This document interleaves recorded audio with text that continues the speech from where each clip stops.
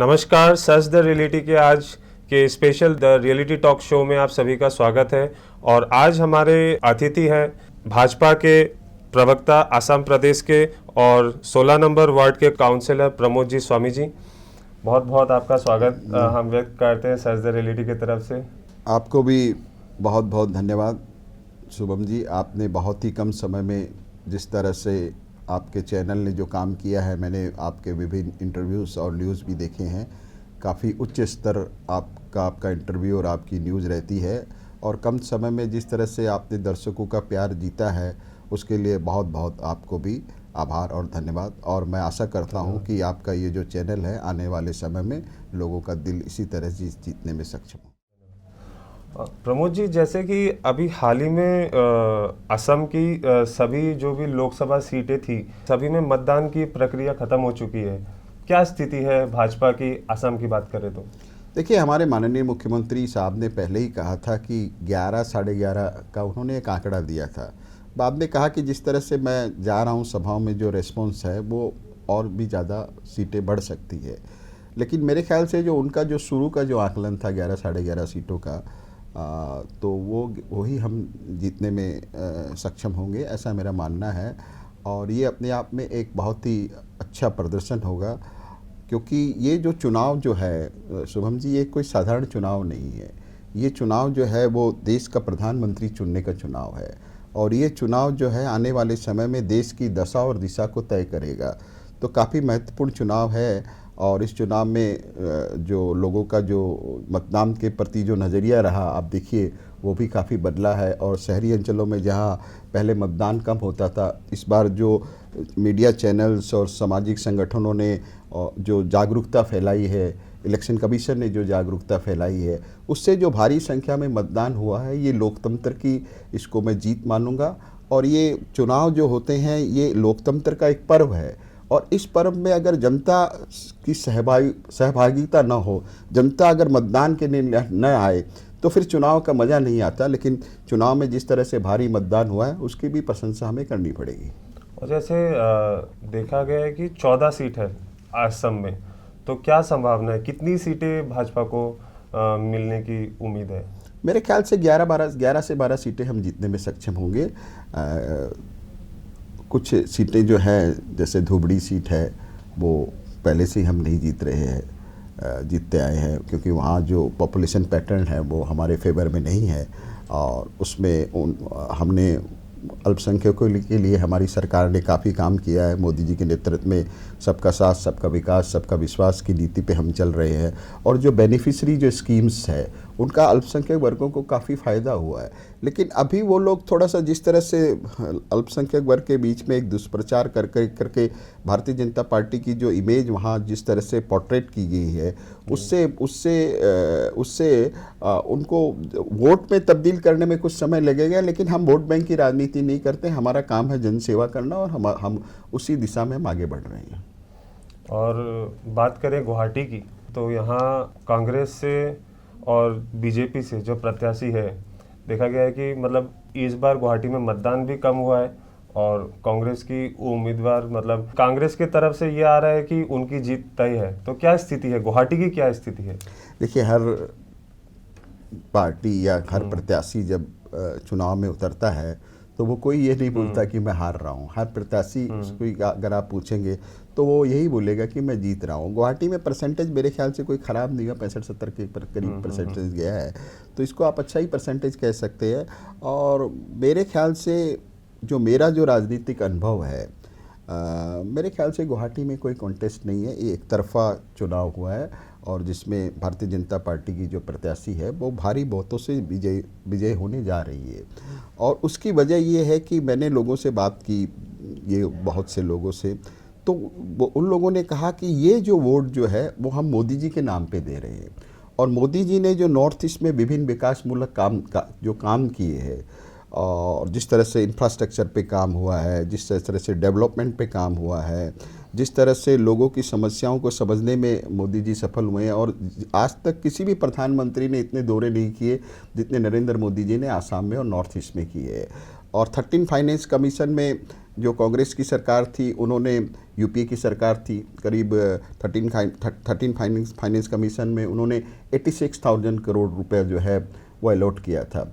और 14 finance commission में माननीय प्रधानमंत्री श्री नरेंद्र मोदी जी ने 3 करोड़ 13 लाख कुछ रुपया जो है वो अलॉट किया। तो उससे आपको डिफरेंस सफा पता चलता है कि नरेंद्र मोदी जी आसाम में और नॉर्थ ईस्ट के विकास के लिए कितने चिंतित हैं। और अभी कुछ ही दिन पहले जो कांग्रेस की प्रत्याशी है गुवाहाटी से, मीरा जी ने हमसे स्पेशल मतलब विशेष वार्तालाप में उनका कहना था कि अगर गुवाहाटी की बात करें तो सबसे पहले जीएमसी की बात आती है। और जीएमसी में आप जैसे हमारे साथ आज यहाँ पर पार्षद के रूप में आप उपस्थित ही है हमारे साथ, तो हम जानना चाहेंगे कि उनका कहना था कि जीएमसी में देखा गया, मतलब जीएमसी के थ्रू जो ड्रेनेज या अन्य जो डेवलपमेंट होना चाहिए था वो उनके हिसाब से कुछ भी नहीं हुआ है। देखिए, आरोप लगाना बहुत आसान है। जैसे डेवलपमेंट की मैं बात करूँ, हमारा जो लंबा कार्यकाल नहीं हुआ है, 2 बरस का ही करीब कार्यकाल हुआ है। तो हमारे कार्यकाल में जैसे मेरा जो 16 नंबर वार्ड जहाँ से मैं रिप्रेजेंट करता हूँ, मैंने अपने अंचल में पानी की समस्या समाधान करने के लिए 5 जगह मैंने बोरिंग लगवाया है।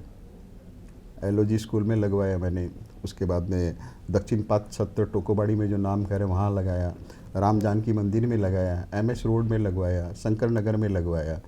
तो हम लोग काम कर रहे हैं। हमारे इलाके में अभी जो पीडब्ल्यूडी के जो टेंडर हुए हैं उसमें आपको ये एमएस रोड, उसके बाद में आपको एसआरसीबी रोड, उसके बाद में आपको एटी रोड का एक सेक्शन, उसके बाद में आपको सती जयमती रोड, तो ये सारे रोडों का ड्रेनेज का और फुटपाथ का जो काम है, एचबी रोड, वो सब चल रहा है। आप जाके देखिए, हर जगह काम हो रहा है, हर जगह ब्रिज बन रहे हैं, हर जगह विकास मूलक कार्य हो रहे हैं। आप अगर आज नदी किनार साइड में जाएं तो आपको जा करके ऐसे लगेगा कि कहीं आप विदेश में आ गए हैं। तो ये जो डेवलपमेंट है ये ऑपोजिशन को दिखाई नहीं दे रहा, लेकिन गुवाहाटी की जनता को दिखाई दे रहा है। और वो आपको जब मतपेटी खुलेगी तब आपको जो जनता का जो प्यार जो है, जो भारतीय जनता पार्टी के प्रति जनता का प्यार और जो स्नेह है, और जिस तरह से नरेंद्र मोदी जी ने काम किया है पूरे देश में, और जिस तरह से डॉक्टर हेमंत बिस्वा शर्मा जी ने अल्प समय में जिस तरह से आसाम को विकास के पथ पर लेकर के गए हैं। एक समय था आसाम में आतंकवाद की प्रॉब्लम थी, धरना प्रदर्शन की प्रॉब्लम थी, हर समय रोड ब्लॉकेड, आंदोलन, आसाम बंद, इन सबको आज आसाम पीछे छोड़ करके माननीय मुख्यमंत्री जी के नेतृत्व में आसाम आज विकास के पथ पर जिस तरह से अग्रसर हुआ है, तो लोगों की आशाएं काफ़ी बढ़ी है। और ये सरकार जिस तरह से विकास का काम कर रही है, जिस तरह से डेवलपमेंट के ऊपर में इस सरकार ने ध्यान दिया है, हेमंत बिस्वा शर्मा जी ने, और इनको पूरा सहयोग माननीय प्रधानमंत्री श्री नरेंद्र मोदी जी ने दिया है। अभी गडकरी जी आए तो देखिए किस तरह से उन्होंने पैकेज की घोषणा की। इतना पैकेज आज तक स्वतंत्रता के बाद किसी भी ट्रांसपोर्ट मिनिस्टर ने आसाम में नहीं दिया जितना उन्होंने दिया है। तो चारों तरफ जो डेवलपमेंट हो रहा है उससे लोगों का विश्वास जीतने में हम सक्षम हुए हैं, ऐसा मेरा मानना है। और इन दिनों समाचार पत्रों में हमने देखा कि फैंसी बाजार की अगर बात करें तो कुछ सड़कें में पानी के लिए नाले खोदे तो जा रहे हैं, फिर वो नाले की मरम्मत नहीं हो रही है। तो इस पर आप क्या टिप्पणी रहेगी? नहीं, पानी के लिए जो नाले खोले जा रहे हैं वो उसकी वजह ये है कि वहाँ जो ड्रेन, जैसे एचबी रोड की मैं आपको बताऊँ, आप अपने रिपोर्टर को भेज दीजिए, तो एचबी रोड में जो फुटपाथ है वो नहीं बन रही है। तो जब फुटपाथ का जो काम जब हो रहा है तो नेचुरल है उस टाइम में थोड़ी सी असुविधा होती है, क्योंकि उस टाइम में तो पूरा उन्होंने क्या किया, पूरा फुटपाथ को तोड़ा है, तोड़ के अब वो फुटपाथ वहाँ बना रहे हैं। तो वो उसमें थोड़ा सा असुविधा होती है, लेकिन फिर भी उन्होंने काट का बैरिकेड वगैरह सब लगा करके उसको काफ़ी असुविधाओं को कम करने का प्रयास किया है। लेकिन ये एक बहुत बड़ी उपलब्धि है कि वहाँ तो निर्माण हो रहा है ना, तो थोड़ा सा जब निर्माण जो किसी चीज़ का होता है तो थोड़ी असुविधा होती है, वो जनता को उस कष्ट को बियर करना पड़ता है। लेकिन पूरे फुटपाथ को तोड़ करके पूरा नई फुटपाथ बनना, पुरानी फुटपाथ को तोड़ करके नई फुटपाथ बनना, सड़कों का निर्माण, उसके अलावा जो रिनोवेशन का काम है, ये चारों तरफ हो रहा है। और इसके लिए जनता जो है मुक्त कंठ से हमारी प्रशंसा कर रही है। अगर हम विपक्ष की बात करें तो हाल ही में कई दिनों से हम सुनते आ रहे हैं कि चाहे वो राहुल गांधी हो या कांग्रेस के बड़े बड़े नेता लोग भाजपा और आरएसएस को सांप्रदायिक राजनीति कर रही है, उनका कहना है। देखिए, सांप्रदायिक राजनीति को आप कैसे परिभाषित करेंगे? सेक्युलरिज्म जो शब्द था वो हमारे संविधान में नहीं था, इसको बाद में संविधान में डाला गया। अब सांप्रदायिकता का जो हम पे आरोप लगाते हैं, शाहबानो केस में जब सुप्रीम कोर्ट ने एक जजमेंट दिया तो उन लोगों ने सुप्रीम कोर्ट के निर्णय को बदल दिया तुष्टीकरण की नीति के तहत। तो उनका जो सेक्युलरिज्म की जो बात वो करते हैं, वो उनका सेक्युलरिज्म है सीडो सेक्युलरिज्म, तुष्टीकरण का सेक्युलरिज्म, अपीजमेंट का सेक्युलरिज्म। हमारी जो नीति है वो है सबका साथ, सबका विकास, सबका विश्वास की, justice to all, appeasement of none की, एकम सत्य विपरा बहुधा वदंती की, अपोदीप भव की। हमारा मतलब है कि आप जिस धर्म जिस पंथ में आपकी आस्था है, आपकी उपासना पद्धति भिन्न हो सकती है। कोई मंदिर जाएगा, कोई मस्जिद जाएगा, कोई गुरुद्वारा जाएगा, कोई चर्च जाएगा, लेकिन ईश्वर एक है और उसको हम विभिन्न नामों से पुकारते हैं। वो उसकी आराधना आप कैसे भी किसी भी तरीके से कर सकते हैं, तो उसमें कोई डिफरेंसेस नहीं है। लेकिन जब बात भारत माता की जब आती है तो कुछ लोगों के लिए, जैसे अगर भारत माता हम कहते हैं तो उससे अगर आप माता शब्द को अगर हटा दें तो भारत सिर्फ भूमि का टुकड़ा रह जाएगा। तो कुछ लोगों के लिए भोग की भूमि है। हम इसको भारत माता मानते हैं और इसकी वंदना करते हैं, इसकी आराधना करते हैं और भारत को पुनः एक बार विश्व गुरु के रूप में प्रतिष्ठित करने के लिए हम लोग काम करते हैं। और माननीय प्रधानमंत्री श्री नरेंद्र मोदी जी काम करते हैं, डॉक्टर हेमंत बिस्वा शर्मा काम करते हैं, भारतीय जनता पार्टी काम करती है। जहाँ तक आपने राष्ट्रीय स्वयंसेवक संघ के बारे में प्रश्न किया, मैं देखता हूं राहुल जी भी उस राष्ट्रीय स्वयं संघ के ऊपर में प्रश्न उठाते हैं, कांग्रेस के नेता भी राष्ट्रीय स्वयं सेवक संघ के ऊपर में प्रश्न उठाते हैं। लेकिन संघ कोई राजनीतिक दल नहीं है, संघ एक सांस्कृतिक राष्ट्रवाद के लिए काम करता है और वहाँ व्यक्ति निर्माण होता है, व्यक्तित्व का निर्माण होता है, पर्सनैलिटी डेवलपमेंट होती है। सुबह जाते हैं वहाँ शाखा में शारीरिक वहाँ व्यायाम वगैरह सिखाया जाता है जिससे शरीर स्वस्थ रहता है। स्वामी विवेकानंद जी ने भी कहा था कि स्वस्थ शरीर ही स्वस्थ विचारों को जन्म देता है। और उसके अलावा वहाँ भारत माता की आराधना की जाती है। आप जाइए वहाँ कोई दूसरा कोई फोटो आपको नहीं मिलेगा, भारत माता की फोटो मिलेगी और भारत माता की वंदना, भारत माता की आराधना और भारत माता के प्रति अपने आप को पूरी तरह समर्पण और समर्पित कर करके राष्ट्र के प्रति जो हमारा कर्तव्य है उसकी शिक्षा संघ में दी जाती है। तो ये तो अच्छी बात है। बात तो किसी जाति, धर्म और भाषा की बात नहीं करती है। जो लोग भारत माता को मानते हैं, जो भारत को मानते हैं, वो संघ की विचारधारा से उनकी कोई असहमति नहीं है। लेकिन राहुल जी की क्या विचारधारा है मेरे को तो समझ में नहीं आया आज तक। और उनके जो एडवाइज़र जो है अभी सैम पित्रोदा जी, उन्होंने तो अभी काफ़ी एक कंट्रोवर्शियल बयान दिया है। उन्होंने तो नॉर्थ ईस्ट के लोगों की तुलना चाइनीज़ से कर दी, साउथ के लोगों की तुलना अफ्रीका के लोगों से कर दी। तो ये इस तरह की बयानबाजी जो करते हैं ये लोग, मेरे ख्याल से ये लोग भारत को समझने में ही विफल रहे हैं। तो ये अपना अपना नज़रिया है और हमारा जो नज़रिया है मैंने आपके सामने स्पष्ट करने का प्रयास किया। और अगर हम संघ की उस तरफ तुलना करें सनातनी धर्म को लेकर, अगर जैसे हम सभी जानते हैं कि आरएसएस हो या आरएसएस के थ्रू भाजपा में राम मंदिर की जो डेवलपमेंट हुई है और जो मतलब भव्य इनॉग्रेशन हुआ है, तो इस पर बदरुद्दीन अजमल का ये एक टिप्पणी रहा है कि जो लोगों को 45 लाख मुसलमानों को जो एनआरसी में नाम नहीं आया, तो वो सीधा मतलब भाजपा पे वो बता रहे हैं कि वो तो शुरू से ही मतलब भारत में थे। तो वो 45 लाख मुसलमानों जो भाजपा ने उनको जो एनआरसी में नहीं आने दिया, तो बदरुद्दीन अजमल की ये टिप्पणी पे आप क्या कहेंगे? देखिए, एनआरसी तो हमारे मुख्यमंत्री ने भी कहा कि एनआरसी में कुछ त्रुटियां है, उसके लिए सुप्रीम कोर्ट में मामला निलंबित है। तो सुप्रीम कोर्ट में इसमें क्या जजमेंट देगा उसके बाद नहीं, इसके ऊपर में हम ज़्यादा कह सकते हैं। लेकिन ये तो सत्य है कि कुछ जो लोग जो विदेशी घुसपैठिए यहाँ आए हैं तो उनकी शिनाख्त होनी चाहिए और उनको किस तरह से वापस भेजा जाए उसके ऊपर में एक कॉन्सेंसस देश भर में बनना चाहिए। और इसको मैं कोई राजनीतिक मुद्दा नहीं मानता, मैं इसको देश की सुरक्षा का मुद्दा मानता हूँ, राष्ट्र की सुरक्षा का मुद्दा मानता हूँ।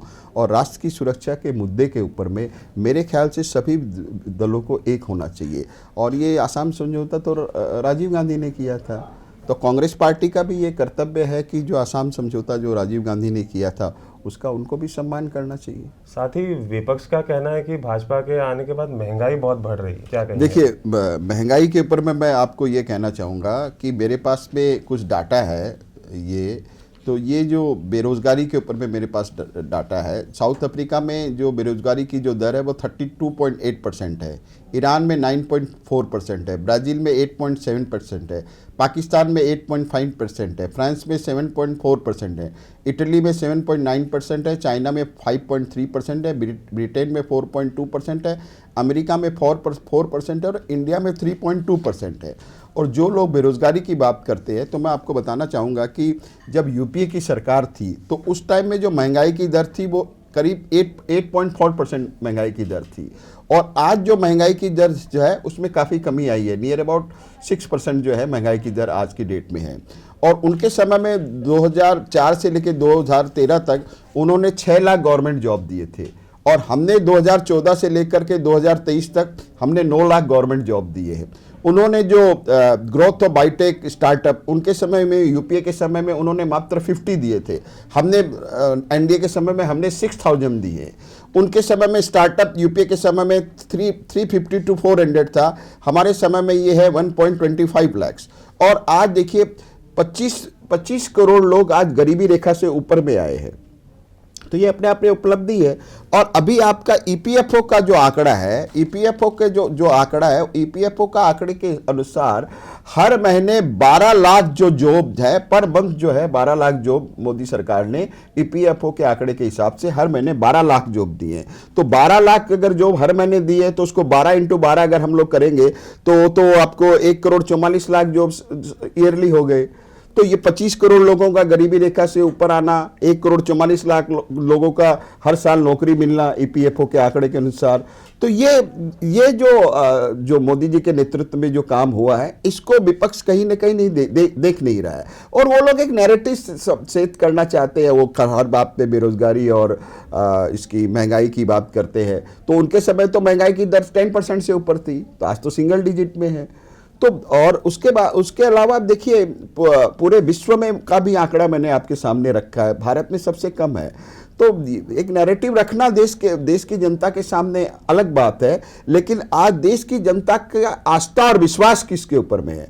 आज देश की जनता की आस्था और विश्वास सिर्फ एक ही व्यक्ति के ऊपर में है, वो है देश के माननीय प्रधानमंत्री श्री नरेंद्र मोदी जी। आज इस देश में सिर्फ एक ही गारंटी चलती है, गारंटी तो हर नेता देता है कि मैं आऊंगा ये कर दूंगा, मैं आऊंगा वो कर दूंगा, लेकिन देश की जनता को विश्वास सिर्फ एक ही व्यक्ति की गारंटी पर है, वो है मोदी जी की गारंटी पे। ये हम विभिन्न चुनाव में देख रहे हैं, 2014 देखिए, 2019 देखिए, और 2024 का परिणाम आएगा, उस दिन अगर आपके साथ बैठना होगा तो उस दिन हम इस पर चर्चा करेंगे। तो आप देखिएगा कि नतीजे जो बता रहे हैं कि देश की जनता उनके ऊपर में विश्वास कर रही है। इसकी वजह ये है कि नरेंद्र मोदी जी ने पूरे भारत की राजनीति को बदल दिया। इस देखिए कि पहले कोई परिकल्पना नहीं कर सकता था कि एक गरीब घर से आया हुआ व्यक्ति, चाय बेचने वाला जिसका बैकग्राउंड था, वो देश का प्रधानमंत्री बन सकता है। उन्होंने गरीबी को देखा है, उन्होंने दुख को भोगा है, इसीलिए आज वो गरीबों के कल्याण के लिए वो काम कर रहे हैं। इसके पहले जो नेता, जो परिवारवादी जो पार्टियां हैं, उन्होंने वो तो पूरे परिवार के अनुसार उनका चल रहा है। जवाहरलाल नेहरू, फिर इंदिरा जी, फिर राजीव जी, फिर राहुल, प्रियंका। तो ये परिवारवादी पार्टियां जो है, इन्होंने किया राष्ट्र के लिए, इन्होंने अपने परिवार को सिक्योर करने की राजनीति की, परिवार के धनोपार्जन के लिए राजनीति की। मोदी जी ने 140 करोड़ देशवासियों के कल्याण के लिए, 140 करोड़ देशवासियों के भविष्य को देखते हुए उनकी सेवा के लिए उन्होंने राजनीति की है। आज देखिए रॉबर्ट वड्रा जी का जो नाम आता है, बहुत सी घोटालों में उनका नाम हुआ है, जमीन घोटाला में उनका नाम आया, लेकिन और सोनिया गांधी और राहुल गांधी जो खुद है, वो खुद नेशनल हेराल्ड केस में आज बेल पे है। लेकिन आज अगर मोदी जी के परिवार के सदस्यों के बारे में आप देखिए तो उनके परिवार के सदस्यों को आप जानते भी नहीं है, देश की जनता भी नहीं जानती है। वो एकदम साधारण मध्यम वर्ग से है, कोई छोटे माने रोजगार कर करके, कहीं नौकरी कर करके वो लोग अपने परिवार का जीविकोपार्जन वो लोग कर रहे हैं। उनको कोई एडवांटेज जो है मोदी जी की तरफ से उनको नहीं मिला है। वो जो भी स्टैंड किए हैं वो अपनी ताकत के ऊपर में उन्होंने स्टैंड किया है। तो ये डिफरेंस जो है वो लोग देख रहे हैं, इसीलिए लोग मोदी जी की गारंटी पे विश्वास करते हैं, मोदी जी के नेतृत्व पे विश्वास करते हैं। और एक तरफ ये जो परिवारवादी पार्टियां हैं, ये अपने परिवार को प्रोटेक्ट करने की राजनीति करते हैं, उनके लिए धनोपार्जन की राजनीति करते हैं, और मोदी जी 140 करोड़ देशवासियों की सेवा की राजनीति करते हैं। ये एक बहुत बड़ा डिफरेंस है। और जैसे कि आपने कहा कि गरीबी कम रही है, और विपक्ष का हमेशा से यही कहना, और हम भी देखते हुए आ रहे हैं कि गरीबी तो शायद कम रही है, लेकिन बेरोजगारी तो फिर भी बढ़ रही है। नहीं, देखिए, अभी मैंने आपको आंकड़ा में जवाब दिया, 25 करोड़ लोग गरीबी रेखा से ऊपर में आए, 12 लाख जॉब जो है हर महीने दिए गए, ईपीएफओ का आंकड़ा है, मुद्रा योजना के तहत लोन दिए गए हैं, इस तरह से स्किल डेवलपमेंट के क्षेत्र में भी काम हुआ है। और दूसरी बात देखिए, अगर हम आसाम की ही बात करें शुभम जी, सबसे बड़ा बदलाव जो आसाम में आपको देखने को मिलेगा, और चाहे वो भारतीय जनता पार्टी की सरकार का कितना भी बड़ा से बड़ा क्रिटिक्स हो, पहले हम क्या सुनते थे कि सरकारी नौकरी मिलने के लिए उस आदमी ने इतना घूस दिया, उस आदमी ने इतना घूस दिया, लेकिन पूरे ट्रांसपेरेंट तरीके से, पारदर्शी रूप से, जिस तरह से माननीय मुख्यमंत्री डॉक्टर हेमंत बिस्वा शर्मा जी के नेतृत्व में यहाँ कोई भी नहीं कह सकता कि जो नौकरियां जो लोगों को मिली है वो घूस देकर के नौकरी मिली है। तो ये एक बहुत बड़ा परिवर्तन आया है। अब भ्रष्टाचार की जो बात करते थे, एक समय में राजीव जी ने खुद कहा था कि मैं 1 रुपया भेजता हूं और जनता के पास में सिर्फ 15 पैसा जाता है, लेकिन वो डीबीटी लेके नहीं आए। मोदी जी ने उस 1 रुपया में जो 15 पैसा जो पहुंचता है, 85 पैसा जो जिसकी बंदरबाट होती थी, उसको रोकने के लिए वो डीबीटी लेके आए। अब 1 रुपया जाता है तो पूरा 1 रुपया लोगों के खाते में पहुंचता है। तो ये जो ट्रांसपेरेंसी है, और ये जो सुराज है, और जो सुशासन है, ये लोगों को देखने को मिलता है। आज असम सरकार में जितने भी नौकरियां मिली है, कोई नहीं बोल सकता कि मैंने पैसा दे के नौकरी ली है। तो ये बदलाव है। लेकिन पहले तो हम सुनते थे कि वो कोई बेचारा गरीब आदमी है, अपनी माटी बेच करके, खेत बेच करके सरकारी नौकरी उसको मिलती थी। ये परिवर्तन आया है।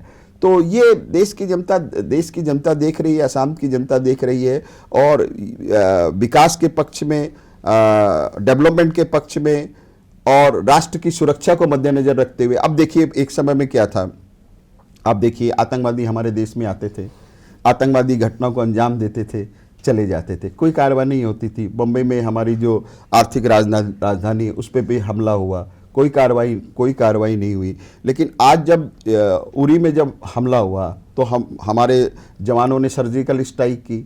जब पुलवामा में जब हमला हुआ, तो हमारे जवानों ने एयर स्ट्राइक की। ये क्यों है? सेना तो पहले भी थी, सेना के पास शौर्य पहले भी था, उनकी वीरता में कोई संदेह नहीं था, लेकिन हमारे नेतृत्व के पास में पॉलिटिकल विल नहीं था। तो आज जब नीति बदली, नेतृत्व बदला, पॉलिटिकल विल आया, तो आज हम एलओसी क्रॉस करके एक दुश्मन को दुश्मन के घर में मार रहे हैं, लेकिन पहले ये सब नहीं होता था। तो ये नया, माननीय प्रधानमंत्री श्री नरेंद्र मोदी जी के नेतृत्व में ये नया भारत है, जिसकी नई नीतियां है, जिसकी नई रीतियां है, और हम हमारी सुरक्षा पे कोई कॉम्प्रोमाइज नहीं करेंगे। और हमारे यहां अगर आप आतंकवादी घटना करोगे तो दुश्मन को हम उसके घर में घुस के मारेंगे। ये है नया भारत। और ठीक है, आपने कहा कि भ्रष्टाचार कम हुई है, लेकिन दूसरी तरफ ये भी देखा जा रहा है कि चाहे वो अरविंद केजरीवाल को जेल में डाल रहे हैं, या फिर विपक्ष का ये भी कहना है कि कोई भी मतलब भ्रष्ट नेता अगर वो भाजपा में ज्वाइन करता है, तो वो जो भाजपा में एक अच्छी सीट पाने के बाद, या वो भाजपा में एक अच्छी पोस्ट पाने के बाद, वो मतलब उसके दाग और लालचन का मतलब खात्मा हो जाता है। नहीं, देखिए शुभम भाई, ऐसा है कि अगर अरविंद केजरीवाल को हमने गलत अरेस्ट किया होता, उनको लिक्विड पॉलिसी में उनको अरेस्ट किया गया है, अगर 1 मिनट के लिए मैं मान भी लूँ कि हमने उनको ज़बरदस्ती अरेस्ट करके डाल दिया, तो हाई कोर्ट भी गए, सुप्रीम कोर्ट भी गए, तो उनकी याचिका क्यों खारिज हो गई? तो उनके ऊपर में जो गंभीर आरोप लगे हैं, उसके तथ्य है, उसके प्रमाण हैं, उसके आधार पर उनको अरेस्ट किया गया, और वो तो सुप्रीम कोर्ट में भी जा रहे हैं, हाई कोर्ट में भी जा रहे हैं।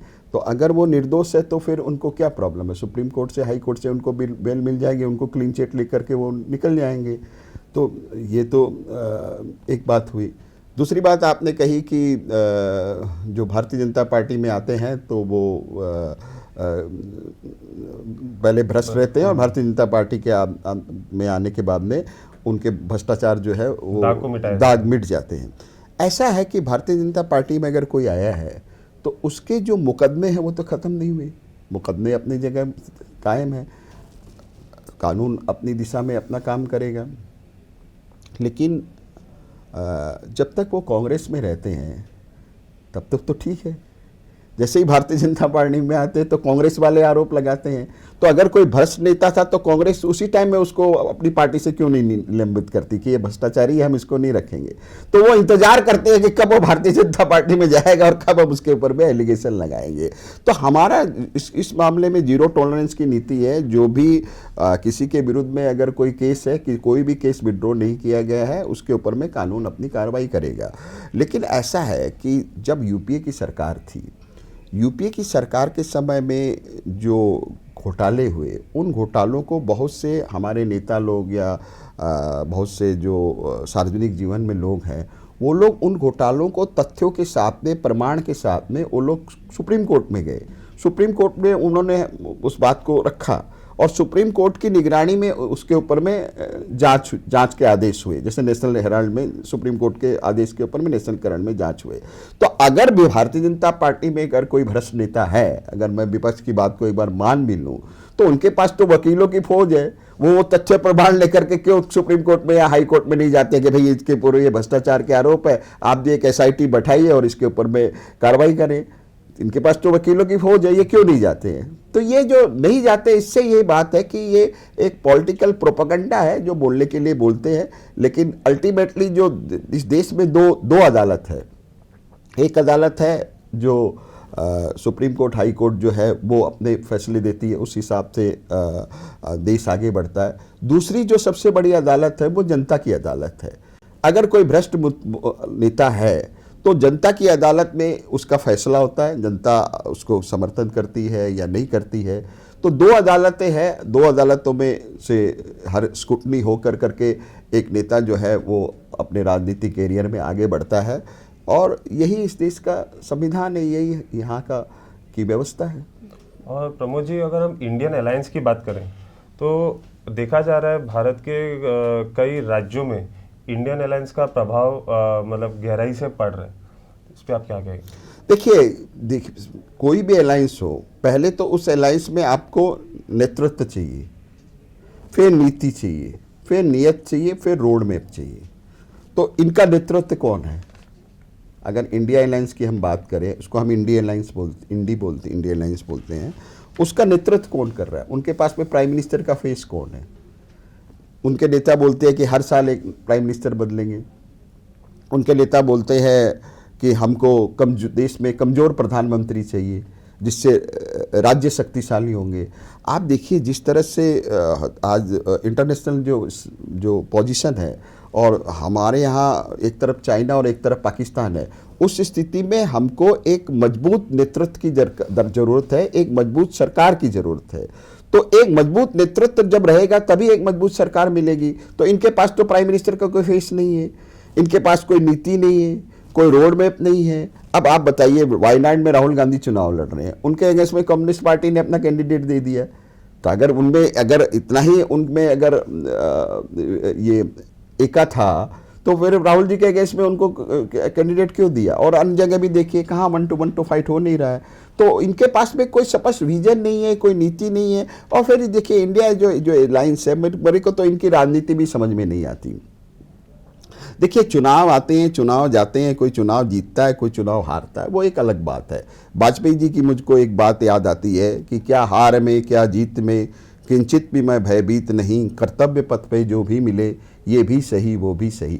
लोकतंत्र में जितनी सत्तारूढ़ दल की आवश्यकता है उतनी ही स्ट्रांग विपक्ष भी होना चाहिए, और विपक्ष के पास में एक नीति होनी चाहिए, एक आइडियोलॉजी होनी चाहिए।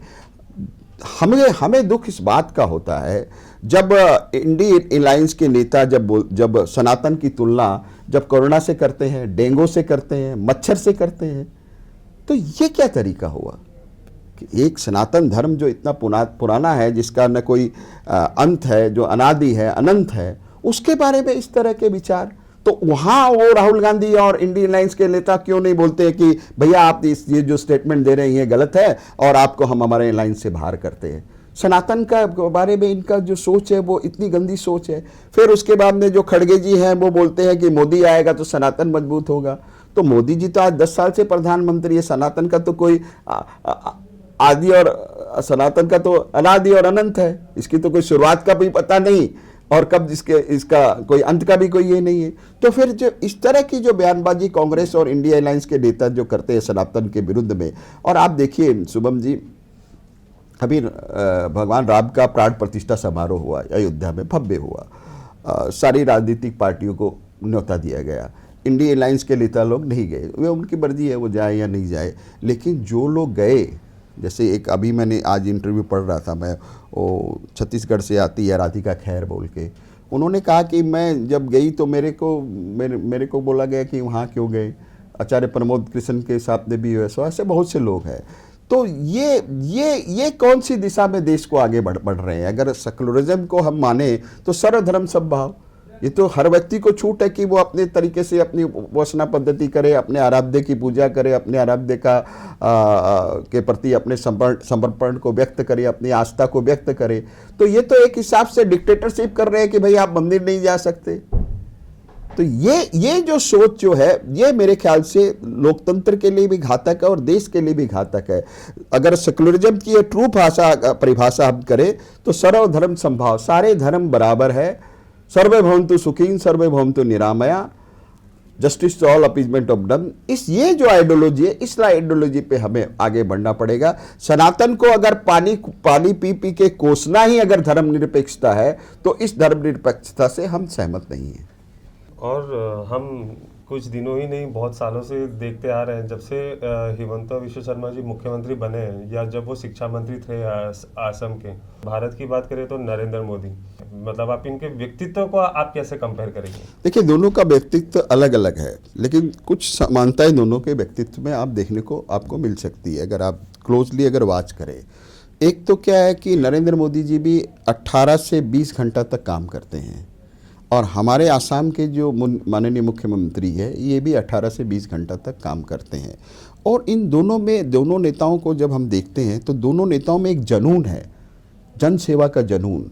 आप देखिए, जब कोरोना काल था यहाँ पर, उस टाइम में तो हेमंत बिस्वा शर्मा जी स्वास्थ्य मंत्री थे, लेकिन पीपी किट पहन करके वो हॉस्पिटल में चले जाते थे, और उस समय जो सेवा भाव से उन्होंने जो कार्य किया उसकी उनके विरोधी भी प्रशंसा करते हैं। तो पीपी किट पहन करके हॉस्पिटल में जाना उस समय में ये कोई साधारण बात नहीं थी। तो और ये देखिए, हेमंत बिस्वा शर्मा जी 18 से 20 घंटा काम करते हैं, चुनाव के समय 10-10 किलोमीटर वॉक करते हैं, कभी साइकिल चलाते हैं, और भाषणबाजी तो खैर उनका कोई मुकाबला नहीं है। और उसके बाद में आकर करके फिर यहाँ इंटरव्यू देना और देना, फिर स्ट्रेटजी बनाना। तो इतना जो ये काम करते हैं, ये मोदी जी और इनमें दोनों में एक ये समानता, मोदी जी भी 18-20 घंटा काम करते हैं और ये भी 18-20 घंटा काम करते हैं। दूसरा, आप देखिए कि इसके पहले आसाम के बहुत से मैंने अपने राजनीतिक जीवन में नेताओं को क्लोजली मैंने वॉच किया है, लेकिन जितनी पॉपुलैरिटी आसाम के बाहर डॉक्टर हेमंत बिस्वा शर्मा ने अर्जित की है, उसके पहले किसी भी चीफ मिनिस्टर ने उतनी पॉपुलैरिटी अर्जित नहीं की। आज वो आसाम के बाहर जब चुनावी सभाओं में जाते हैं तो उनकी सभाओं में भीड़ उमड़ पड़ती है, लोग उनको देखने के लिए उनको उमड़ पड़ते हैं। तो मेरे को लगता है कि दोनों नेताओं का व्यक्तित्व अलग अलग है। मोदी जी तो महान नेता है और विश्व के सर्वश्रेष्ठ अगर नेताओं में जो रैंकिंग जो दी गई है उनमें मोदी जी टॉप पे है। ये रैंकिंग हम नहीं देते हैं, जो विदेशों के जो रेटिंग एजेंसीज है उनकी ये रेटिंग है। मोदी जी विश्व के टॉप लीडरों में से एक है, और जिस तरह से आज भारत का मान और सम्मान मोदी जी ने बढ़ाया है पूरे विश्व दरबार में, उससे हर भारतवासी का सीना गर्व से चौड़ा हो जाता है। आप देखिए, जब ये रसिया और ये यूक्रेन का युद्ध चल रहा था, उस समय में जो भारतीय लोग वहाँ फंस चुके थे उनको किस तरह से वहाँ से रेस्क्यू किया गया, और कुछ देर के लिए बम्बार्डिंग को रसिया ने रोक दिया। ये अपने आप में एक बहुत बड़ी बात है। और ये जिस तरह से भारत के पासपोर्ट की वैल्यू बढ़ी है, वो भी अपने आप में एक बहुत बड़ी बात है। और आज सारे विश्व के नेता जिस तरह से मोदी जी को सम्मान देते हैं, उससे हर भारतवासी का सीना गर्व से चौड़ा हो जाता है। ठीक उसी तरह जिस तरह से हमारे आसाम के मुख्यमंत्री जब भारत के अन्य स्टेट में जाते हैं और उनको वहाँ जो समर्थन मिलता है, उनको जो वहाँ सम्मान मिलता है, तो एक असमवासी होने के नाते हमारा सीना गर्व से चौड़ा हो जाता है कि हमारे आसाम का एक जो मुख्यमंत्री है उसको पूरे भारत वर्ष में सम्मान मिलता है। तो ये चीज़ जो है जब हम देखते हैं तो हमें बहुत अच्छा लगता है। और ये कम्बिनेशन बहुत सालों के बाद में हमें देखने को मिला है कि दिल्ली में भी एक शक्तिशाली प्रधानमंत्री है और आसाम में भी एक शक्तिशाली मुख्यमंत्री है। इसीलिए आप देखिए कि जो रिजल्ट जो आ रहे हैं, अगर आप एनालिसिस करिएगा, इसीलिए वो जो रिजल्ट जो आ रहे हैं वो बेहतरीन रिजल्ट आ रहे हैं, क्योंकि दोनों तरफ जो है, दिल्ली में भी बहुत ही मजबूत प्रधानमंत्री और आसाम में बहुत मजबूत मुख्यमंत्री, ये जो जोड़ी जो जमी है, ये जोड़ी जो है ये भगवान करे इसकी किसी नज़र न लग जाए, ये आसाम को बहुत आगे लेकर के चली जाएगी, ऐसा मेरा मानना है। और साथ ही जो अभी जैसे कि आप पार्षद है और 16 नंबर वार्ड से, और आपका मेन क्षेत्र ही फैंसी बाजार है, तो फैंसी बाजार अब अमीन गांव में शिफ्ट होता देखा जा रहा है। मतलब ये एक सरकार की एक वो मतलब एक योजना बोल सकते हैं। देखिए, तो हाँ, इस पर व्यापारी लोग का बहुत मतलब उनको बहुत मतलब और आक्रोश का माहौल देखा जा रहा है कि मतलब उनका व्यापार में बहुत फर्क पड़ेगा। तो इस पर आप क्या कहेंगे? देखिए, ये जो ले जाने की जो आपने बात कही, ये माने जिस तरह से एक सिटी का विकास होता है तो उसके लिए उस सिटी में नई नई परिकल्पना की जाती है। तो ये ऑप्शन उन लोगों को दिया जाएगा, एक विकल्प दिया जाएगा कि अगर वो चाहे तो वो उस विकल्प का प्रयोग कर करके अगर बाहर भी अगर अच्छी सी व्यवस्था कर करके अगर मार्केट को डेवलप किया जाता है और वहाँ एक विकल्प लोगों को मिल जाएगा, जो वहाँ जाना चाहते हैं वो अपना वहाँ से व्यापार करेंगे। अब इसका मतलब ये तो नहीं है कि फैंसी बाज़ार उठ करके वहाँ चले जाएगा। यहाँ जो दुकानदार है अगर वो यहीं अपना व्यापार करना चाहे तो वो यहाँ भी कर सकते हैं, लेकिन एक वैकल्पिक व्यवस्था के तहत वहाँ उनको एक विकल्प मिल जाएगा। और जिस तरह से ट्रैफिक की प्रॉब्लम्स है और जो प्रॉब्लम्स है, तो वैसी स्थिति में एक वैकल्पिक व्यवस्था की भी आवश्यकता है और सरकार जो है वो इसके ऊपर में विचार कर रही है। अभी जो जगह अभी ठीक हुई नहीं है, लेकिन ऐसा इसका कोई समाधान निकालने का भी प्रयास होगा जिससे व्यापारियों को भी मुश्किल ना हो और ये जो ट्रैफिक वाली समस्या भी जो का भी समाधान हो जाए। और दूसरी बात आप देखिए शुभम जी, आप तो खुद बाज़ार में जाते हैं, आप काफ़ी लोगों से आपका संपर्क है और आप वाणिज्य जगत से ही आप भी आते हैं। तो आज वहाँ जो होलसेल की जो मंडी है उसमें आज भी जो बड़े बड़े जो व्यवसायी हैं, वो जैसे आलू प्याज का जो मार्केट है वो आप चांगसानी में चला गया, और जो बड़े बड़े जो होलसेलर है गल्ला मार के, उनका जो गोडाउन्स वगैरह है वो बेलतला साइड में है। तो वो तो ऑलरेडी जो बड़े बड़े व्यापारी हैं उन्होंने तो अपने व्यापार को विस्तार देने के लिए उसको गोडाउन्स को वहाँ शिफ्ट कर लिया। अब यहाँ से तो वो खाली स्लिप काटते हैं, माल तो सारा वहीं से उठता है। तो ये तो कोई सरकार का निर्देश नहीं है, लेकिन जब उनको लगा कि ट्रांसफॉर्मेशन होता है, उसको आप रोक नहीं सकते। जब कोई जगह तरक्की करती है, डेवलपमेंट होता है और व्यापार जब प्रगति करता है तो फिर जो है नए नए वैकल्पिक माध्यमों की तरफ लोग देखते हैं और इसमें कोई बुराई नहीं है, मेरा ऐसा मानना है। लेकिन जो फैंसी बाजार के जो मध्यम वर्ग के जो व्यापारी हैं, जो छोटे जो व्यापारी हैं, उनकी जो समस्याएं जो हैं उसका ऊपर में निश्चित रूप से सरकार ध्यान देगी। और डॉक्टर हेमंत बिश्व शर्मा जी के नेतृत्व में, मोदी जी के नेतृत्व में, हम तो कहते हैं सबका साथ, सबका विकास, सबका विश्वास और सबका प्रयास। तो ये सरकार सबको न्याय देने के लिए काम कर रही है, किसी के साथ में कोई इनजस्टिस होगा ऐसा मैं नहीं समझता। और आज के शो के हम अंतिम चरण में आ रहे हैं, तो अगर आपकी बात करें तो आपका जो मतलब जो बैकग्राउंड है वो आपके पिताजी फैंसी बाजार के मतलब 16 नंबर वार्ड के पार्षद रह चुके हैं और 1975 में जेल भी जाना पड़ा था उन्हें, मतलब वो आंदोलन करते हुए इमरजेंसी आपातकाल लगा हुआ था, उस टाइम में वो जेल गए थे। जेल भी गए थे। तो क्या मतलब आपका कैसा दौर रहा, मतलब ऐसा बैकग्राउंड और आपने अभी जो चुनाव जीता, इस पर आपका कैसा दौर था? देखिए, बाबूजी का तो अपना एक व्यक्तित्व है और उनका अपना एक कर्तृत्व है जिसको सारे लोग जानते हैं। वो राष्ट्रीय स्वयंसेवक संघ से शुरू से ही जुड़े रहे और भारत माता की सेवा में उनका जो योगदान है वो जब मैं स्मरण करता हूँ तो अपने आप को गौरवान्वित महसूस करता हूँ। और आज भी इस उम्र में भी वो नियमित रूप से हमारे घर के सामने बोटनिकल गार्डन में जो शाखा लगती है वहाँ वो सुबह जाते हैं। तो वो उनका जो व्यक्तित्व है वो काफ़ी उच्च स्तर का है।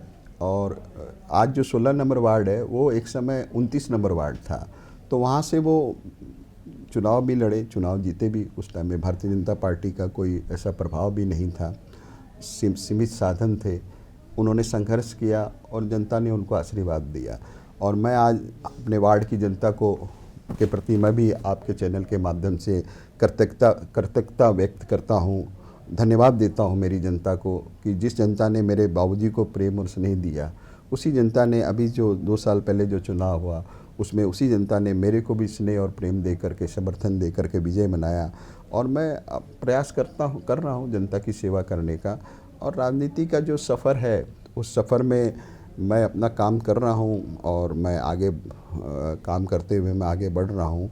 बाकी मेरी कोई विशेष कोई महत्वाकांक्षा नहीं है। पार्टी जो भी रोल देगी, जो भी भूमिका मेरी तय करेगी, उस भूमिका को मैं निभाने का प्रयत्न कर रहा हूँ। भविष्य में आपका क्या चाह रहेगा कि अगर आपको पार्टी की तरफ से कोई ऑप्शन दिया जाए तो आपका क्या मतलब आपका फ्यूचर क्या लग रहा है भाजपा में?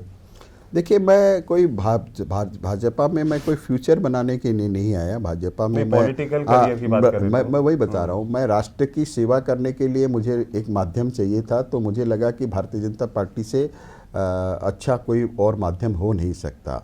और भारतीय जनता पार्टी की जो नीति है, nation first, party second, individual third, उसको ही मद्देनज़र रखते हुए मैंने ज्वाइन किया है। अब मेरी क्या भूमिका होगी पार्टी में और पार्टी मेरे को क्या रोल आने वाले समय में ऑफ़र करेगी, या पार्टी मेरी क्या भूमिका चाहती है, ये पार्टी का नेतृत्व ही तय करेगा। मैं एक सिपाही, पार्टी का एक सिपाही होने के नाते, एक अनुशासित सिपाही होने के नाते, पार्टी जो भी मेरी भूमिका तय करेगी उस भूमिका को मैं सत्यनिष्ठा से, ईमानदारी से निभाने का मैं प्रयास करूँगा। धन्यवाद प्रमोद जी। और इसी के साथ आज हमारे द रियलिटी टॉक्स के शो में उपस्थित थे भाजपा असम प्रदेश के प्रवक्ता और 16 नंबर वार्ड के काउंसलर प्रमोद जी स्वामी। देखते रहिए सच द रियलिटी। धन्यवाद।